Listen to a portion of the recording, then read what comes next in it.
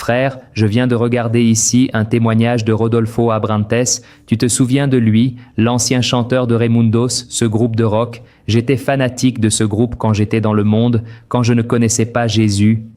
Je me souviens même qu'il est venu ici dans ma ville, et j'ai passé des heures et des heures devant la porte de l'hôtel, juste pour pouvoir prendre une photo avec ce gars parce que je l'admirais. Aujourd'hui, en y repensant, je me dis que je n'avais vraiment rien dans la tête, surtout car les paroles étaient parmi les plus vulgaires et obscènes imaginables. Mais regarde ce que Dieu fait. Cet homme aujourd'hui est un homme de Dieu, un homme de famille, un homme qui aime Jésus, qui a porté l'évangile, n'est-ce pas? Dans tout le Brésil, et c'est ça que Dieu fait, mes frères, c'est merveilleux de voir la transformation. Je regardais ce témoignage ici, et je me suis souvenu d'une fois quand j'étais pour la première fois à une veillée de prière où on m'avait invité. En arrivant, je me sentais perdu, comme un poisson hors de l'eau, en observant les croyants chercher Dieu. Un lundi, je suis allé à cette veillée et je me demandais comment c'était possible. Comment ces personnes arrivent-elles à avoir une foi pareille? Pourquoi, en plein lundi, ces personnes sont-elles ici en train de prier? Soudain, ils se sont mis à pleurer. Certains s'agenouillaient et je me demandais, puis-je avoir cette foi? Je n'y arrive pas. Et alors? C'est alors que je regardais mon frère, ma petite sœur, et elle a commencé à rire, et il ne s'arrêtait plus. Et elle a commencé à rire, elle riait de plus en plus, puis elle éclatait de rire. J'ai commencé à penser, les gars, cette femme doit voir quelque chose, il doit se passer quelque chose. Et alors, mes amis qui étaient avec moi à la veillée, ils ont dit ceci. Juninho, tu te souviens que tu as commencé à te moquer de cette petite sœur là au culte cette semaine parce qu'elle chantait faux? À ce moment-là, frère, j'ai pensé, les gars, je crois que Dieu est en train de lui révéler que j'ai commencé à me moquer d'elle là au culte et maintenant elle se moque de moi. En fait, c'était une blague, n'est-ce pas, que mes amis ont faite, mais la vérité, frère, c'est que Dieu révèle vraiment des choses aux gens. Tu y crois, aujourd'hui? Je vais te montrer ici le moment où Rodolfo a commencé à se moquer d'une petite sœur du Clash of Clans. Tu vois, ces petites sœurs qui viennent généralement des églises pentecôtistes, ces sœurs qui prient beaucoup, participent au cercle de prière, tout le monde leur demande de prier pour eux, y compris ma grand-mère. C'était une femme de feu, tu vois, parce qu'elle s'est convertie déjà à un âge avancé, mais elle est tombée amoureuse de Jésus. Et alors tout le monde lui demandait de prier pour eux, et elle disait comme ça, « Écoute, je peux prier pour toi, mais l'eau que je bois ne va pas étancher ta soif. » Frère, il est logique que nous ayons notre propre vie de prière pour puiser à la source, Jésus. Amen. Et alors, frère, qu'est-ce qui se passe avec ces sœurs de prière? D'ailleurs, il y a un documentaire très intéressant ici sur YouTube qui s'appelle Foi non feinte, qui montre un peu la réalité de ces femmes. Ce sont des femmes qui se mettent vraiment à genoux, qui ont une intimité avec Dieu, mais c'est quelque chose que nous pouvons tous avoir. Je vais te montrer ici, alors fais bien attention à ce qui est arrivé à Rodolfo. Regarde, c'est très intéressant de voir comment Dieu agit. Surtout, il y a quelque chose que la Bible dit, c'est ceci. On ne se moque pas de Dieu, ce que l'homme sème, il le récoltera, mais Dieu voit le cœur. Frère. Et dans ce cas ici, Rodolfo, il s'est un peu moqué, faites attention. Ce qui va se passer ici à la fin, regardons. Mec. Ce qui s'est passé était drôle parce qu'un beau jour, il est arrivé en disant « Oh !» À l'époque des Raimundo. J'étais encore chez les Raimundo. Ah, en 2000, d'accord. Ah. Il arrive avec la nouvelle. Alors les sœurs vont venir ici. On va faire un culte, une prière ici à la maison. Quand elle a parlé de lundi après-midi, j'ai dit d'accord, je vais trouver quelque chose à faire, aller à Guaro prendre une vague. Elle a dit, c'est juste que ce sont 7 lundis, elles vont venir pendant 7 lundis d'affilée. J'ai dit, c'est chiant, je vais trouver un truc à faire lundi après-midi. Il y a une salle d'arcade en bas. Je suis allé au bar, puis à la salle d'arcade, mais je ne sais plus si c'était la 3e ou 4e fois. Je me réveille tard, fume un joint, vais à la salle de bain, me regarde dans le miroir, la sonnette sonne. Mec. J'avais oublié le culte des sœurs. J'ai dit chérie, tu attends quelqu'un? Elle. Oui, les sœurs. J'ai pensé, mon Dieu, que faire? Elle a dit, ouvre la porte. Oui. Et moi, paumé. Ah d'accord, tu vois, tu ne sais pas quoi faire? J'ai dû t'envoyer, mais tu sais, j'étais complètement enfumé. J'avais les cheveux verts, avec le t-shirt des Simpsons. Je m'en souviens encore, mec, avec ces petites sœurs très pentecôtistes. J'ai ouvert la porte. 5 m'ont fixé, effrayé. J'ai eu peur aussi. Quelle scène? L'une a dit « La paix du Seigneur, mon frère ». J'ai répondu « Bonjour, entrez ». Premier contact avec eux. Culte le plus fou de ma vie. Je suis resté là, sans endroit où aller, la maison enfumée. Je me suis dit « Participons. Je suis là, tant pis, je suis foutu. Comment fuir maintenant? Alors je reste. » Et comment ça s'est passé, mec? C'était fou, mec. Parce que mes parents m'ont bien éduqué, je n'allais pas maltraiter les sœurs. Alors, madame, vous voulez de l'eau, c'est ça? Je leur souriais, et elles regardaient de mon short, mes cheveux, mes piercings, mes tatouages. Il y en avait une qui me regardait toujours avec une sale tête, le doigt pointé vers moi, sans rien dire, elle restait juste comme ça. En me regardant, j'ai dit mec. Cette petite vieille est vénère, hein? Et les autres? Plus communicatives? L'une semblait être la chef, c'est elle qui donnait les instructions. Et je me souviens que là, d'accord, une conversation commence. Alors on y va, on commence, allons-y. Vamos. Allons chanter un hymne. Je me souviens qu'elle a dit « Père, chantez un hymne ». Je me demandais ce que ça voulait dire, puis elles ont sorti les petits livres, la harpe chrétienne, et ont chanté fort. Et moi j'avais envie de rire, mec, je me suis dit « Ces dames chantent toutes faux ». J'ai dit « Vieux ». Je regardais Ali du coin de l'œil, mon Dieu. Et elle ne me regardait pas, répétant juste « Amen » avec son air de sainte, comme quelqu'un qui prie. Je me disais, mon Dieu, c'est fou ici, ils ont chanté 5 hymnes, c'était long et vieux, quelle torture. Ensuite, on va lire la parole. Alors il a ouvert la Bible. Il a lu. Un texte dont je me souviens encore aujourd'hui. C'était l'aveugle de Jéricho. Je me souviens de l'aveugle de Jéricho. Il a refermé la parole. Il a dit, prions maintenant. L'une d'elles a dit, enlevons cette table du milieu du salon. À ce moment-là, je suis resté avec le gars, et j'ai dit « Hein? Qu'est-ce qu'il y a avec la table ?» Elles ont toutes approuvé. Oui, il vaut mieux enlever la table. Puis l'ont déplacée dans un coin du salon en plaisantant. J'ai demandé « Qu'est-ce que c'est que ça ?» Quand elles ont prié, mon frère et les sœurs de l'assemblée, très pentecôtistes, se sont mises à parler en langue, taper des pieds, courir et crier. Les cocardes ont rendu les sœurs folles, elles couraient partout. J'ai paniqué. Qu'est-ce qui se passe? Tout le monde est devenu fou. Tu n'avais jamais vu ça? 5 dames, toutes calmes, des petites dames, et tout d'un coup, elles se mettent toutes à voler. Athlétique? Oui, elles donnent des coups de pied, et avancent.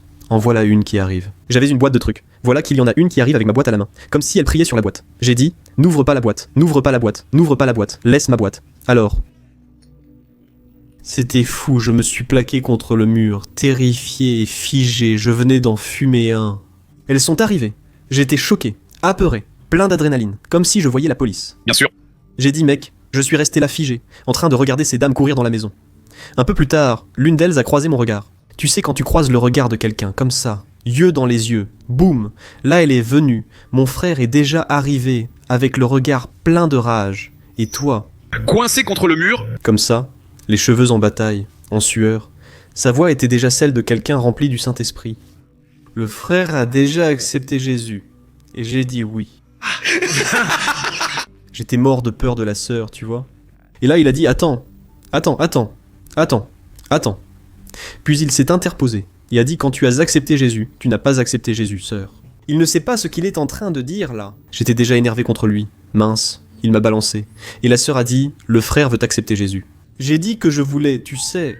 Ce truc-là, tu veux juste t'en aller? N'est-ce pas? Elle a fait une prière que j'ai répétée. Simplement un appel. En la répétant, je confiais ma vie, demandant pardon pour mes péchés. Je n'y ai pas prêté attention. Je répétais simplement ce qu'elle disait. Mais c'était fou parce que j'ai trouvé ça sympa, tu vois, ce truc-là. J'ai fait une prière, j'ai trouvé ça sympa. Elles ont fait une prière. À la fin, elles sont parties. Et puis, quand j'ai fermé la porte, je me suis retourné vers elles. J'ai déjà commencé à taper des pieds, en imitant les sœurs, en disant plein de choses sans sens, en disant que c'était une langue étrange, en plaisantant. J'ai allumé. J'ai roulé un joint et dit « Et c'est quoi ça? Une bande de gens fous que tu as ramené, mec? Ça n'a rien à voir ce truc, allons fumer ici, paf !» T'es fou tout le monde, la pauvre elle voulait. Ah, il n'a pas aimé, hein, genre. Mince. Mais bon. Ce qui s'est passé, c'est que le lundi suivant est arrivé. Je n'ai pas cherché à fuir, puis le lundi est arrivé. Ah, aujourd'hui, il y a les sœurs. C'est bon, salut, salut. Genre, je n'avais plus peur d'elle. Je savais déjà ce que c'était. Je savais déjà ce que c'était, plus ou moins. Ah... Si tu me demandes pourquoi je suis resté, je ne sais pas, je n'ai pas voulu partir. Salut. Elles sont arrivées, et c'était la même chose. De l'eau, on discute un peu. On chante 5 hymnes, lit la parole, enlève la table, prie, puis part en dansant. Je n'avais plus peur de rien. Je n'avais plus cette frayeur. Je sais, mais je me suis appuyé au même coin du mur où j'étais resté la dernière fois. C'est comme si j'avais dit, ici, c'est mon petit coin. Je me souviens. Je me sentais très croyant, sans peur, tranquille. Mais je ne savais pas quoi faire, je suis resté immobile dans mon coin. À ce moment-là, l'une d'elles est venue de la même façon, a croisé mon regard, a contourné le canapé, est venue devant moi, mais elle n'a rien dit. Elle a juste posé la main sur ma tête et s'est mise à prier. Et là, elle a prié un moment en langue, puis a posé sa main sur mon ventre et a continué à prier. Et elle s'est restée comme ça un petit moment. Soudain, sans bruit, elle s'est arrêtée et a dit « Frère Rodolfo, le Seigneur Jésus me demande de te dire qu'il te guérit d'un cancer à l'estomac. Pour que tu saches qu'il est Dieu. » J'en suis encore tout bouleversé, mon vieux. Pour que tu saches qu'il est Dieu, qu'il t'aime et qu'il a une œuvre dans ta vie. Qu'as-tu ressenti sur le moment? Tu y as cru ou non? Mon gars, je savais que j'avais quelque chose. Et je me souviens que j'étais comme ça, désolé, les yeux fermés, et j'ai ressenti une joie. Pendant qu'elle priait. Oui, j'ai ressenti une joie à cause de la bonne nouvelle. Tu sais? Je ne sais pas s'il y a un moyen. Parce qu'au début, j'ai dit, c'est quoi cette histoire de cancer à l'estomac? J'ai dit, mec, c'est n'importe quoi. J'ai 27 ans, mais je ne me souviens plus de mon âge à l'époque. J'ai dit que ça n'avait pas de sens. Mais là, une avalanche de pensées a commencé à arriver, et aujourd'hui je sais que c'était le Saint-Esprit. Il me rappelait des choses, tu vois? Genre, mec, j'ai mal à l'estomac depuis des années. Cette femme ne sait rien de ma vie. Tu vois, genre, regarde, j'ai mal à l'estomac depuis des années. Alors j'ai commencé à me rappeler de toutes ces bosses que j'ai un peu partout sur le corps. Ça faisait déjà environ 9 mois que la première était apparue. D'un coup, je me retrouve avec plein de bosses sur mon corps maigre. J'ai dit, mec. Étrangement, ça a du sens. Mais les idées n'arrêtaient pas de venir. J'ai commencé à me souvenir. Le père de ma mère, mon grand-père, est mort d'un cancer de l'estomac. 2 de mes oncles, fils de ce grand-père, sont morts d'un cancer de l'estomac. 2 de mes tantes, filles du même grand-père, ont dû subir l'ablation d'un sein pour un cancer. J'ai dit, oh mec, il y a des antécédents familiaux de ça. J'ai dit, ah mec, ça a tout son sens, vieux, j'ai dit, et donc je n'ai plus douté. Mais j'ai dit, si c'est vrai, quelle merveille ce serait. J'ai ressenti une joie. Je me souviens d'un petit sourire en coin, comme si c'était une bonne nouvelle, vieux. Mais jusque-là, c'était ce que la femme m'avait dit, une femme que je ne connais pas, elle m'a dit ça, et voilà. Et je me souviens que, quand elles ont fini de prier là-bas, on a fait un cercle au milieu de la pièce, pour qu'elles prient, pour qu'elles partent. Je n'avais jamais prié comme elles, tu vois? J'avais juste fait mes prières.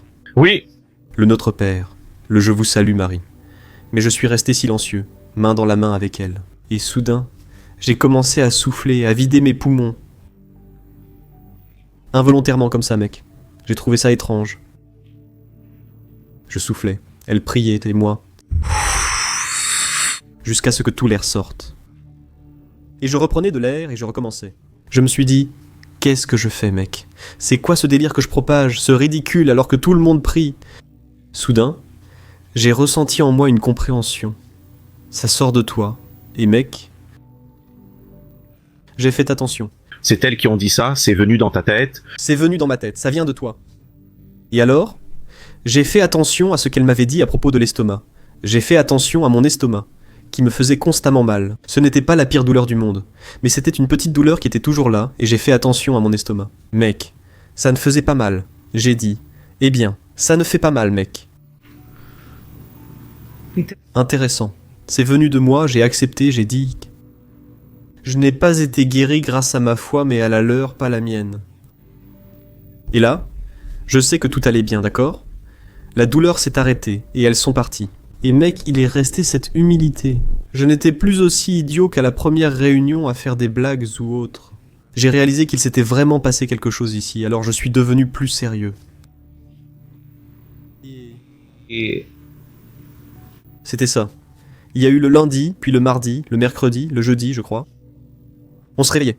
On se réveillait super tard, puis on se réveillait. On allait déjeuner. On y allait. On allait au centre commercial Villa Lobos. Allez, d'accord. Je vais prendre une douche. Tu vas prendre une douche. Alors je suis allé dans ma salle de bain. L'appartement avait 2 salles de bain. Alors il est allé dans l'une. Je suis allé dans l'autre. J'ai pris ma douche. Et j'avais mon rituel d'après-douche, qui était de mettre du déodorant très soigneusement pour ne pas blesser toutes ces grosses bosses que j'avais, qui étaient énormes, rouges. Mon Dieu, ça faisait trop mal, je suis allé mettre du déodorant, mec, je n'ai pas ressenti de douleur, j'en ai mis sous l'autre bras, je n'ai pas ressenti de douleur. J'ai commencé doucement à passer la main, car tout était très douloureux et sensible. J'ai passé la main, mec, je n'ai pas ressenti de douleur, vieux. De l'autre côté, je n'ai pas ressenti de douleur. J'ai appuyé, mec, sans rien sentir, aucune boule, même en appuyant fort sur l'aine. Puis, soudain, vieux. Quand j'ai vu, j'étais en train de pleurer. De crier dans la salle de bain. Ah, là ça arrive. Et lui il était en train de se sécher les cheveux, tu vois. Elle a dit, vieux, je ne peux pas sortir d'ici. Le gars s'est lavé. J'arrive dans la salle de bain. Elle est nue, en train de pleurer. Elle demande ce qui s'est passé. J'ai dit, mec, c'est parti. Alors mon frère, là il n'y a pas moyen, là il n'y a pas moyen. Alors je me suis livré, j'ai dit, vieux. Ah monsieur. Soyez patient avec moi, je ne sais rien. J'ai tout mal fait jusqu'à présent. Apprenez-moi et... Le processus de recherche a commencé, n'est-ce pas ? D'essayer de comprendre. n'est-ce pas ? Oui. Et c'est vraiment plus une question de se livrer, tu sais. Genre de recevoir de l'autre. Comment ça ? Frère ? Je me suis rapproché des sœurs, mec. Ah. Je suis devenu ainsi, mec. Qui est ce Jésus qui m'a aimé ? Qui va m'expliquer qui il est, ou me parler de lui ? Qui le suit depuis plus longtemps que moi ? Alors je me suis rapproché des sœurs. Et, mec, ces réunions, qui n'avaient lieu que le lundi, sont devenues quotidiennes, comme ça. J'allais chez elles. On veillait en parlant de Dieu, mangeant comme des fous grâce à la cuisine des sœurs. On allait sur la colline, on allait au culte, dans les quartiers, dans les favelas. Mais ça a commencé à gêner la tienne. Non, les concerts étaient le week-end. Donc c'était mon temps chez moi. J'allais à l'église et chacune d'elles venait d'une église différente. Donc il y avait un culte à aller chaque jour. Oui. Alors on a commencé, mec, à chercher, vieux, et ça... Et ça a commencé à avoir du sens. Les choses qu'elle disait, ce que tu apprenais... Tout témoignait énormément. Cette période où on vient de naître dans l'esprit, elle est fantastique. Mec, Parce que c'est le premier amour. Dieu parle beaucoup, mec, mais on ne l'entend pas, tu vois. On ne prend juste pas le temps d'écouter. J'ai donc commencé à faire attention aux signes et à y prêter attention. À la joie que j'avais chaque jour, tu vois. J'ai pris du poids et suis devenu gros. Oui, J'ai pris 19 kilos en étant maigre. c'était pour ça, oui. Ça a pris quelques mois, oui. Parce que ça s'est ajouté au fait que j'avais arrêté de fumer des cigarettes, de fumer du cannabis et de sortir le soir. Donc, il y a plein de choses qui se sont ajoutées à ça, au fait d'être guéri aussi, n'est-ce pas ? Gloire à Dieu, frère. Écoutez, ce témoignage m'a profondément touché. C'est merveilleux de voir l'amour de Dieu pour nous, n'est-ce pas ? C'est merveilleux de voir à quel point il est venu nous sauver. J'ai l'habitude de dire ceci. L'Évangile, c'est l'opposé d'une religion. Parce que la religion, c'est l'homme qui essaie de se connecter à Dieu, de se relier à Dieu, mais l'Évangile, c'est le contraire. Dieu est venu à notre rencontre et Rodolfo a rencontré Jésus.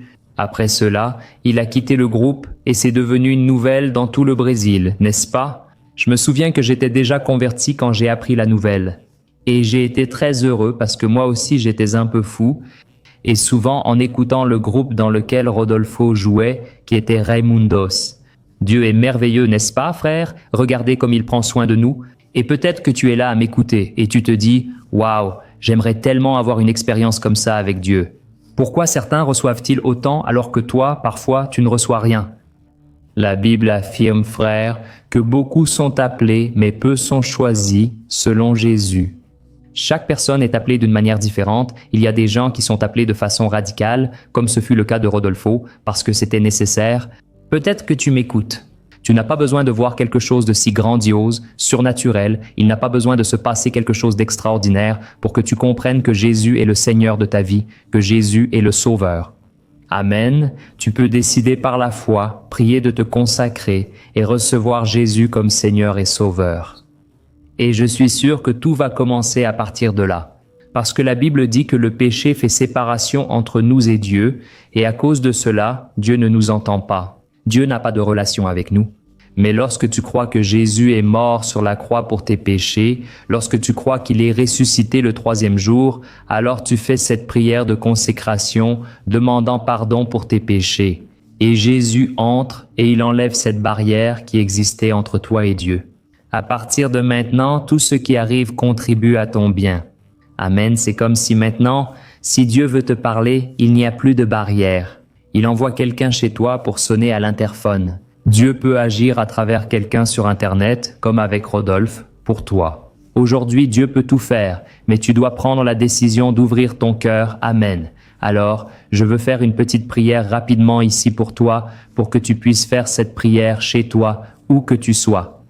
Tu vas ouvrir ton cœur et tu vas demander pardon au Seigneur en répétant ces paroles que je vais dire, d'accord? Prions au nom de Jésus. Seigneur Jésus, je remets ma vie entre tes mains, je te demande pardon pour tous mes péchés.